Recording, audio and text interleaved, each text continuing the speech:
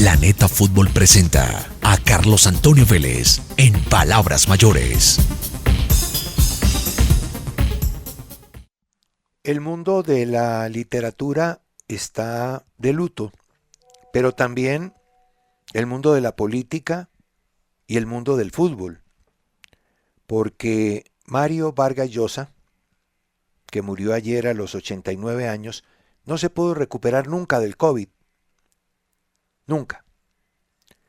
Tuvo 2 recaídas y aparte de eso, estando en España, él tuvo un accidente y eso lo llevó a utilizar un bastón. Los últimos 2 años fueron muy difíciles para él en cuanto a salud se refiere y se fue a su tierra, se fue a Lima, él es arequipeño, se fue a Lima. Hablar de la obra de Mario Vargas Llosa, pues tiene y no tiene sentido. De mi parte no. Eso lo harán los expertos, pero sí puedo hablar de su vena futbolera. Fue un apasionado por el fútbol. O incluso algunos diarios del mundo le dedican apartados balompédicos. Yo tengo aquí unos. Él cubrió la Copa del Mundo de España 1982 para varios medios de la época, dice el escrito, en donde destaca el ABC de España. O sea que escribió de fútbol y comentó temas que tenían que ver con la Copa del Mundo. En su obra, El pez en el agua, admitió ser un ferviente seguidor de Universitario de Deportes. En el año 1946, cuando apenas tenía 10 años, fue a ver un clásico contra Alianza Lima, siendo ese el primer partido que observó. Hizo referencia, además, en La Ciudad de los Perros, de 1963, al estadio de su tierra, al estadio de Arequipa. Tuvo por ahí un ensayo llamado Los 11 titulares, en el que hizo referencia a temas eminentemente futbolísticos. Y en uno de sus escritos de aquel mundial de 1982 se lee: antes solo las religiones convocaban esa especie de manifestación irracional colectiva. Hoy en día, eso que antes era prototípico de la religión, el fútbol, entre paréntesis, es la religión laica de nuestro tiempo. Paz en la tumba de Mario Vargas Llosa, el más ilustre ciudadano peruano y de paso no solamente premio Nobel, sino uno de los más destacados escritores del mundo. Tuvo una época de gracia con Gabriel García Márquez y tuvo otra de seria disputa, pero eso es otra historia.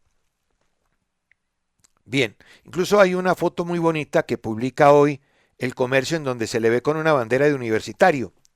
Eso fue en el Estadio Nacional en el año 2011, si no estoy mal, porque en esa época se celebraba un aniversario de su equipo, el equipo Crema, y él con la bandera Crema, con la U y el círculo, recorrió la pista atlética de aquel estadio en la capital peruana.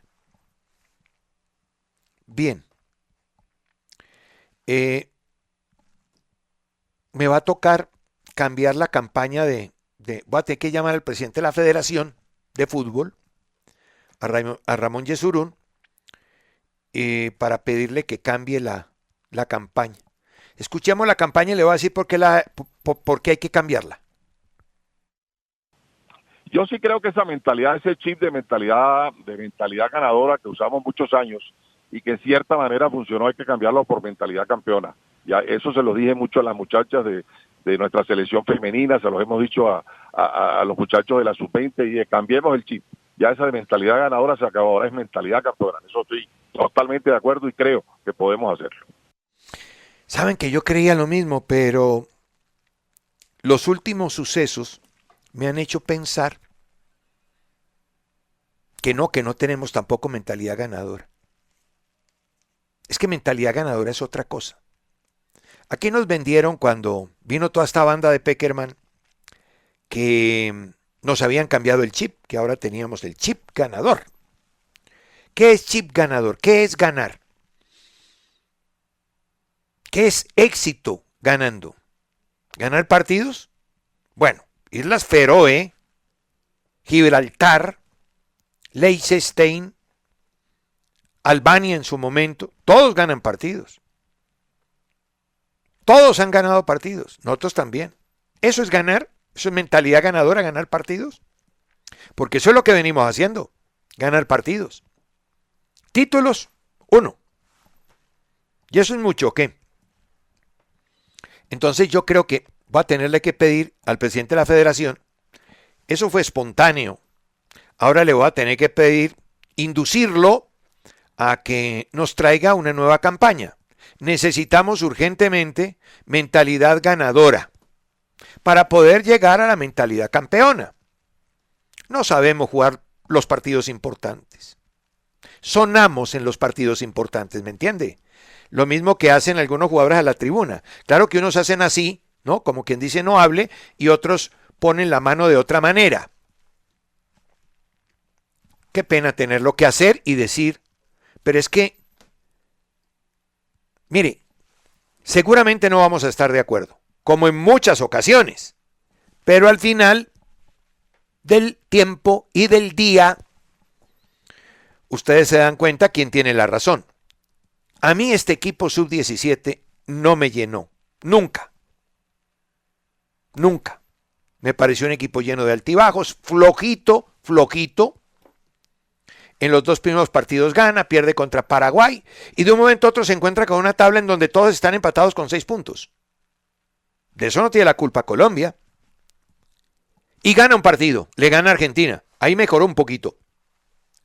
Y claro, por el entramado del formato, para poder clasificar a 7, nos encontramos de narices en una semifinal contra Venezuela. Y le ganamos a Venezuela, mejorando un poquito. Y a través de individualidades como Londoño, por ejemplo.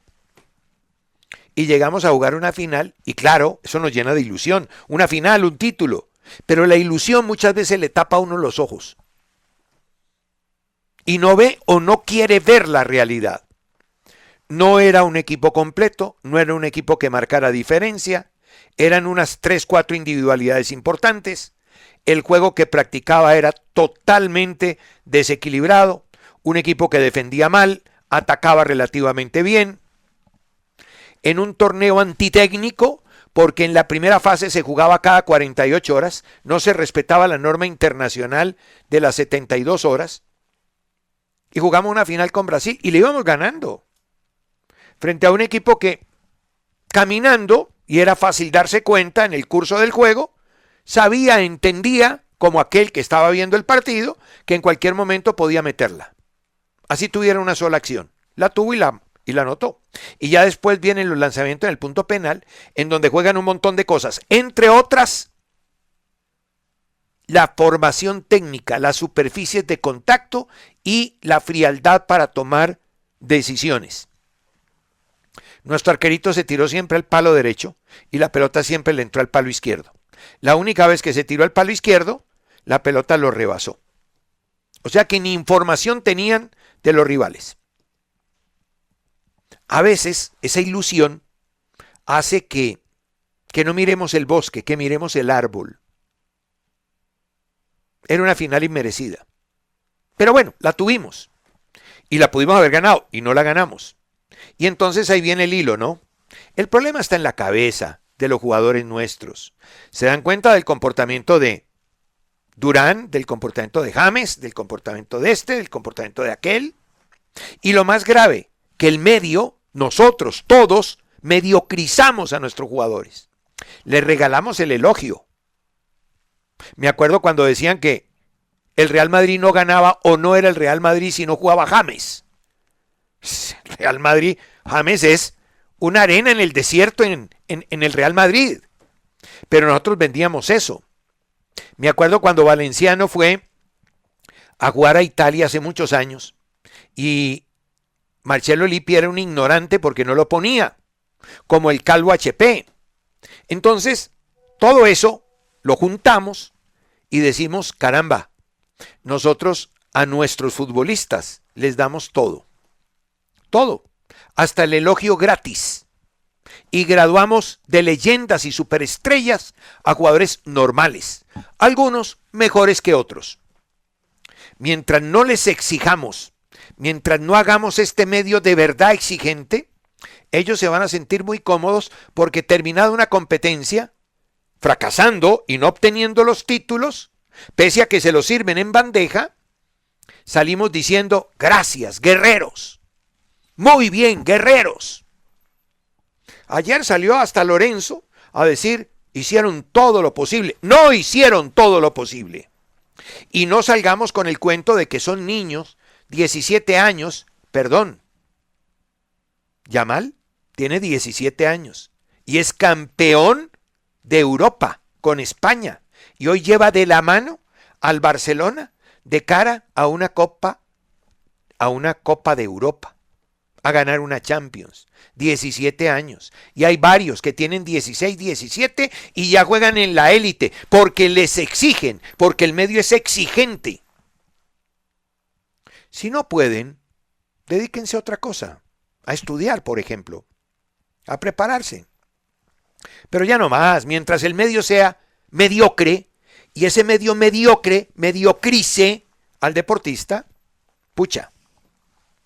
Y gradúen de leyendas, ¿no? A los que, por Dios, no le amarran un cordón a las verdaderas y auténticas leyendas. Necesitamos quien nos ayude a dar el salto de calidad. Sí, pero también es cierto que necesitamos cambiar la mentalidad de la patria futbolera y de quienes manejamos, dizque la opinión pública. Aunque la opinión pública ahora no la maneja nadie. Más bien, la opinión pública maneja a 3 o 4, o 5 o 6, o 7 u 8, o 20 o 30, ¿qué opinan? Vamos a tener que cambiar esa campaña. Bueno, hablando de payasos y otras hierbas, hay que acabar, hay que erradicar la sinvergüenzada. Primero, de admitir que todo es fútbol y que cualquier cosa que se haga es fútbol. No, fútbol es una cosa. El show barato, populachero, tribunero, eso no es fútbol. Ya afortunadamente hay una corriente muy grande detrás de esos que se paran encima de la pelota. Pero no para uno de encontrarse cada estúpido en el camino. Ahora el que nos encontramos fue al arquero de Tigres en México. Llegó a estar en la selección argentina, Nahuel Guzmán. Tiene 39 años, un viejancón. Y se puso a hacer una payasada de bandera contra Sergio Ramos. Yo de árbitro le saco la amarilla. Respete al cobrador, respete el juego. Se paró dándole la espalda a Sergio Ramos cuando Sergio Ramos iba a cobrar la pena máxima. Y empezó a dar saltos de rana o de sapo y intentando desconcentrar, dicen ellos. Y hay quienes, los que defienden este tipo de estupideces, que esa es una manera de desconcentrar al rival. Yo estoy seguro que el primero que se desconcentra es él. Se desconcentra es él. Pues le marcó el gol Ramos. Se lo marcó, se lo tiró al palo derecho y no llegó nunca, ni iba a llegar nunca, por payaso. Y ayer, aquí Morelos, que estaba haciendo un partido bastante decente, muy higiénico para utilizar un término cualquiera, entró con las mismas actitudes prepotentes, patoteras, de hacer las señales esas con los dedos, que tienen un significado cuando la mano se pone de una forma y cuando la mano se pone de otra, pues tiene otro significado. Pero un significado u otro sobra. Actitudes que no van. El jugador tiene que entender que está en territorio hostil cuando juega en condición de visitante. Maduros. Pongan la cabecita en el lugar que corresponde. Es que precisamente por eso es que no ganamos nada. Porque no ganamos nada. ¿En qué idioma quiere que les diga eso? ¿Y cuántas veces necesitan que lo diga para que lo asimilen? No hemos ganado nada. Nada. Nada. Porque lo más emblemático del fútbol de un país es su selección. Y estas selecciones de aquí no ganan nada. Y sin embargo, actuamos con una prepotencia absoluta. Esos gestos de Morelos ayer, fuera de lugar. Y los árbitros tendrían que intervenir. ¿Eh? Oigan, me acordé de una cosa. Es que también es cierto. Viendo la televisión ayer, pasan la promoción en ESPN de sus programas y aparece un locutor argentino dando una frase que es para premio Nobel, ¿no? Dijo, yo estoy seguro que si el estadio está lleno, Bucaramanga no gana, refiriéndose a Racing. Hola, yo no sabía que en Argentina el público entra a la cancha y juega. Yo no sabía eso. Bueno, lo aprendí en esa promoción. Según el fulano, si el estadio de Racing tiene público, entonces Racing le gana al Bucaramanga. Entonces el secreto es que el público vaya al estadio. El público no juega. Yo he visto estadios llenos y locales perdedores. He visto tribunas calientes y locales perdedores. Yo no soy nuevo en esto. He visto muchos partidos y en muchos lugares del mundo. O sea que a papá, dedito en la boca no. Meten el dedito en la boca y yo los muerdo. Bien. La expulsión de Juanfer. A mí me da muchísima pena con los puristas ante la ley de juego, pero es la expulsión más injusta que he visto en el último tiempo. Sí, así. ¿Qué hizo? Le puso la cabeza. Es que ni le dio el cabezazo. Todavía que se le hubiera dado. No estoy, subrayo, no estoy con actitudes de ese tipo. Actitudes violentas, no. Pero la ley de juego dice, tiene una frasecita, a menos que la fuerza empleada sea insignificante. Esto quiere decir que la tarjeta roja se le da a quien agreda a alguien, si lo agrede. Vamos a suponer que esta es una agresión, que ese roce con la frente fue un cabezazo vulgar, violento, escalofriante, un atentado, un intento de homicidio. Pero resulta que la ley de juego dice conducta violenta y remata. Además, el jugador que sin estar disputando el balón golpee deliberadamente a un adversario o a cualquier otra persona en la cabeza o en la cara, con la mano o el brazo, yo diría que también con la cabeza, la acción será considerada conducta violenta, a menos que la fuerza empleada sea insignificante. ¿Ustedes creen que ese fue un cabezazo? ¿De verdad? ¿Un intento de homicidio? ¿De verdad? ¿Para expulsarlo? Montaño, el árbitro. Otro nuevito. Y García. ¿Quién será García? No sé. En el bar. Lo echan por 20 pesos. En cambio, parece que el efecto llegó pronto. La gasolina de avión volvió. En el partido de Pereira frente a Unión Magdalena, siendo árbitro el señor Mayorga y doña María Daza como bar, hay dos jugadas imperdonables. Un codazo, claro que está en posición adelantada, un codazo de un defensor de Pereira a Márquez. Expulsión, hermano. Lo tienes que echar. Lo tienes que echar. Le golpean la cara con la suficiente intensidad. Ahí está, en la ley que acabo. Entonces, a Quintero, porque le pone la frente contra la frente, hay que echarlo. ¡Qué jugada violenta! Esta le da un manotazo, le da un codazo, le da con el brazo en la cara a Márquez y no pasa nada. Tranquilo, vaya, juegue, pasa nada. Y después una pena máxima que se comen, impresionante. La falta es dentro del área al jugador de la Unión Magdalena. Lo vienen pauleando desde afuera y terminan de cometerle la infracción dentro del área. Mutis por el foro. Parece que la gasolina de avión llegó muy rápido a Pereira. Bien. Puedo entrar a hablar del partido en Bogotá pero sí quiero decir algo con tristeza, lo dije ayer en la transmisión de Win. No volvamos a hacer minutos de silencio en Colombia. Los minutos de silencio en Colombia son un irrespeto. Uno ve cómo el silencio suena. ¿Me escuchó? El silencio suena en cualquier lugar del mundo. Civilizado. En un estadio, minuto de silencio, no se oye el zumbido de una mosca. Puede ser el duelo entre los Manchester o el duelo Real Madrid-Barcelona, el más emblemático del país que quiera. Aquí, minuto de silencio y empieza ese griterío. Es que en definitiva la educación pública no existe, ni la pública, ni la privada, ni ninguna.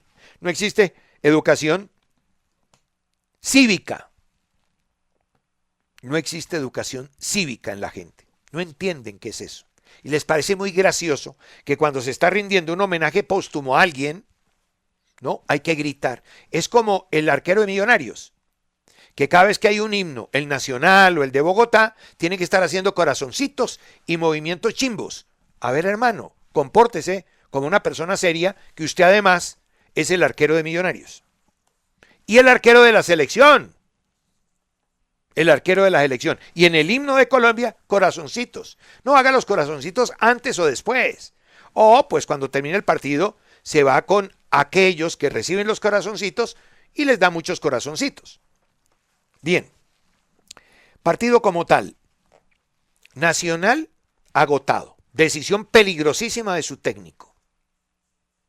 Ese equipo jugó el jueves. Un partido con intensidad de competencia internacional. Pierde y vuela. El perder tiene un efecto psicológico. Vuela, permanece en altura, juega en altura, el clásico rival al frente. Entonces, Nacional agotado. Entonces, apela a la veteranía para hacer un trabajo de control de partido. No podía hacer otra cosa. Estaban con la lengua afuera.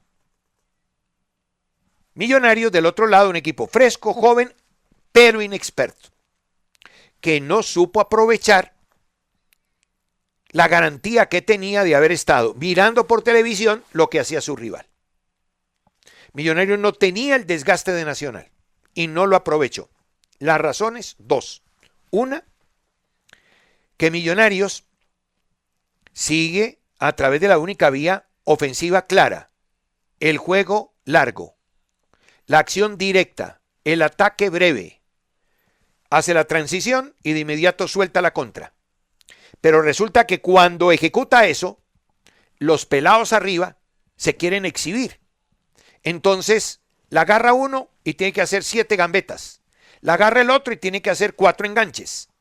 Y se olvidan de darle la profundidad, la progresión a la zona creativa para poder generar momento de definición puntual. Se pierden ataques en las propias situaciones de arco. Un solo tiro a puerta de Millonarios frente a un equipo mamao, cansado. Nacional lo manejó a punta de veteranía, lo paró y lo aceleró cuando quiso. Sin hacer un gran partido. Nacional hace rato no hace grandes partidos. Intenta presionar en altura, cansado y con jugadores como Cardona. A Cardona le elogian sus jugaditas. Hizo las jugaditas de siempre, un pase bien hecho, 2 o 3 tiritos y la gente le chorrea la baba. Aquí hay que mirar el contexto completo. Si vamos a hacer un trabajo sin pelota, todos deben participar. Si vamos a hacer una presión, todos deben participar. No puede quedar un jugador libre porque uno trota y los demás corren. Pero bueno, son lecturas personales. No hubo guía. El segundo problema de Millonarios. Careció de ideas. Pensé que la solución era que entre Cataño, pero no que salga Ruiz. Sale Ruiz a lo mejor por lesión. Era el mejor jugador de Millonarios. Los demás los admiramos, los queremos, el baby no sé qué, los infantes de no sé dónde, los chiquitos de no sé cuál. No me van a decir que ya los marearon. Y ustedes no se dejen marear. Ayer era un partido para mostrar qué peso tienes, pero le superó la falta de experiencia la juventud y el deseo de exhibirse. ¿Sabe cómo se exhibe un delantero? Metiendo la pelota, hermano. No haciendo 17 gambetas como las que hizo Villarreal, perdiendo una opción de ataque. Varias veces Navarro se les mostró por la derecha, nunca le dieron la pelota. Pensé que Cataño podía resolver y no resolvió. Del otro lado, el mejor era Morelos, a quien le llaman 9 y no es 9. Juega por la derecha, tres cuartea, se tira por izquierda. Ahora los puntas tienen tres definiciones. El punta referencia casi nunca, ya ese 9 viejo, no existe. El punta espacio, que es el jugador que juega siempre al espacio, poco al pie. Y el punta movimiento o movilidad, ¿no? En la traducción alemana es movimiento o movilidad, porque eso es una repartición, una división de lo que es un punta, las características del punta para los alemanes. El movilidad es el que juega por derecha, por izquierda, entra, sale. Ese es el jugador moderno. Morelos lo hizo muy bien ayer, pero después, devastado seguramente por la presión y con la cabeza que tienen todos los jugadores colombianos, hizo la bobada, la tontería que hizo antes de marcharse. En fin, un clásico muy pobre en el segundo tiempo, con apenas 4 tiros a la puerta, pocas situaciones de arco, un equipo cansado y otro fresco que no aprovechó al cansado. Es lo que hay. Planeta Fútbol presentó a Carlos Antonio Vélez en Palabras Mayores.